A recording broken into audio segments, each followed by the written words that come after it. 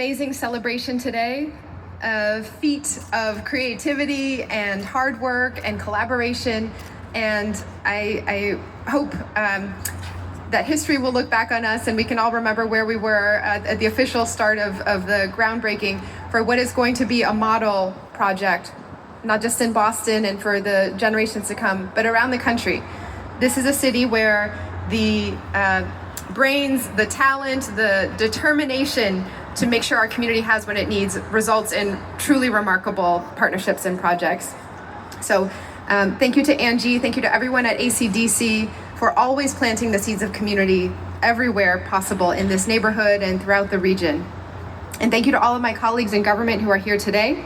I'm honored to be here alongside the Secretary of Housing Livable Communities, Secretary Ed Augustus, Chair of the House Ways and Means Committee, Chair Aaron Michaelwitz, City Councilor Ed Flynn, who I'm not sure why Councilor Flynn is over there instead of up here.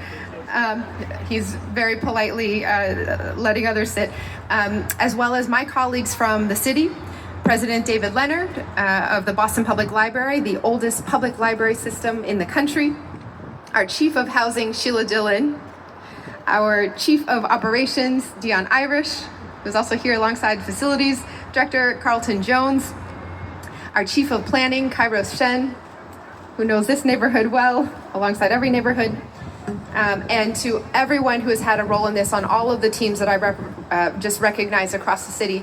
Thank you for your diligent work over so many years to support the community and partner with all the groups that we've mentioned. Thank you to all of the funders who've been involved, all of the community leaders, all of the organizations, and the many, many, many residents who spoke up and never gave up.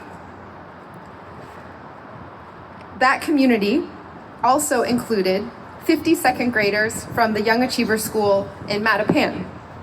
11 years ago, when I was serving on the City Council, in my very first year on the council, they marched from the Chinatown Gate to City Hall to make sure that their elected officials would hear the call.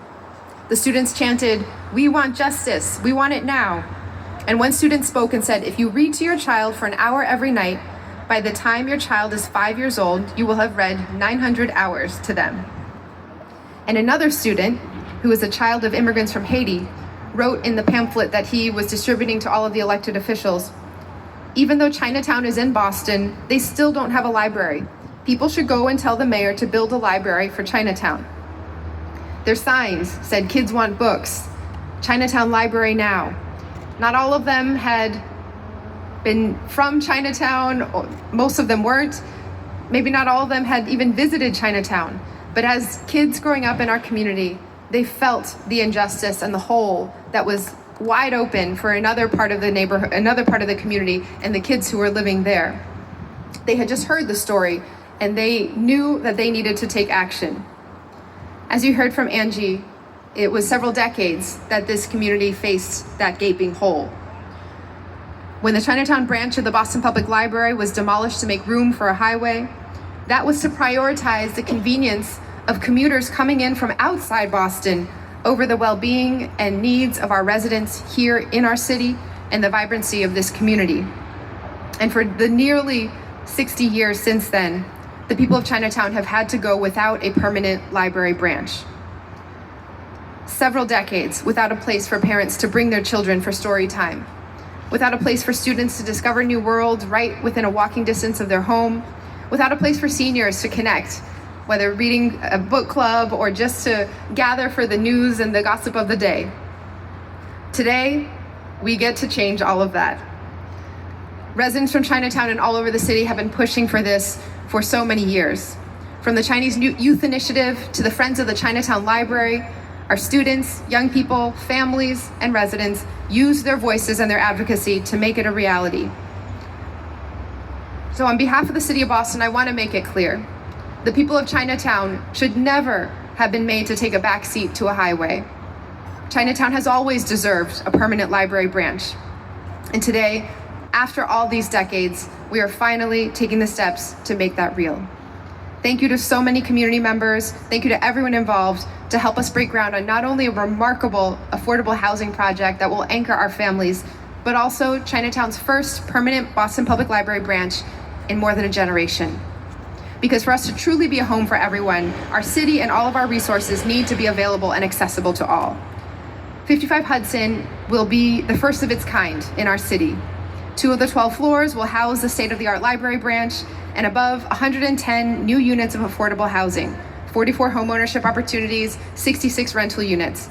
We are using every resource possible to make sure that Boston rises to the challenge of this moment, returning the long overdue branch library to Chinatown while also tackling the region's housing crisis.